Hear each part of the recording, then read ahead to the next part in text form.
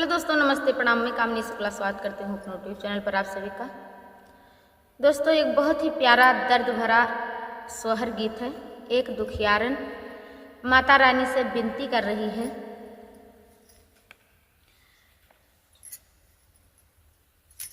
तो आइए आपको गाना के माध्यम से सुनाते हैं और बताते हैं।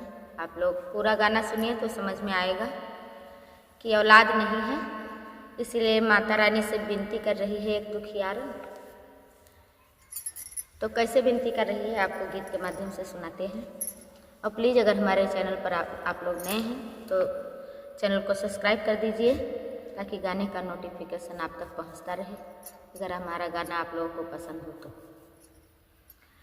अरे जैसे कोयल बिन बगिया बहुत सुनी लागे, बहुत सुनी लागई हो रामा, वैसे ललन बिन गोदिया बहुत सुनी लागई, बहुत सुनी लागई हो रामा। जैसे कोयल बिन बगिया बहुत सुनी लागई, बहुत सुनी लागई हो रामा, वैसे ललन बिन गोदिया बहुत सुनी लागई, बहुत सुनी लागई हो।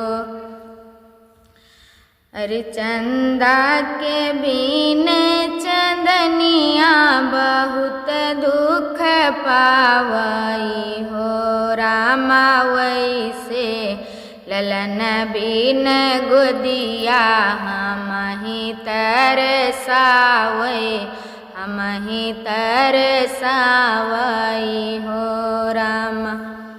जैसे चंदा के बिन चंदनिया बहुत दुख पावई हो रामा, वैसे वरिल बिन गोदिया हम ही तरसावई, हम ही तरसावई हो।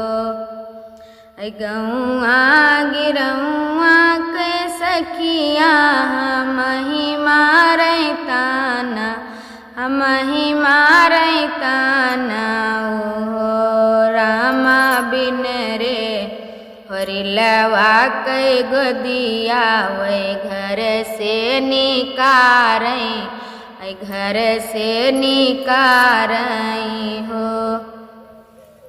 अरे मैया ना हो मोरी मैया, तुहिने महातरिया, तुहिने महातरिया हो मैया। गोदिया माँ दिया ललनवा, बिनई मोरी सुन लो, बिनई मोरी सुन लियो हो मैया। गोदिया माँ दिया ललनवा, बिनही मोरा सुन लो, बिनही मोरा सुन लियो हो।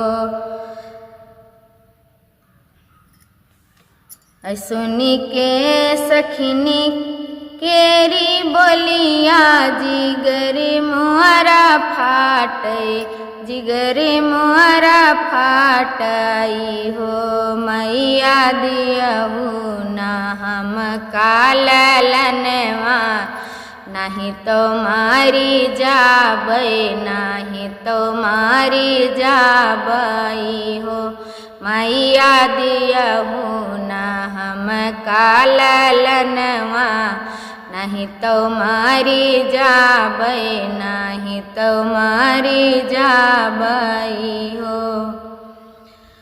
अरे 8 महीना नौ लागे तो मैया देहली ललेना, तो मैया देहली ललेना हो रामा। भैले आनंद बखरिया, माहलिया उठै सुअहर, माहलिया उठै सुअहर हो।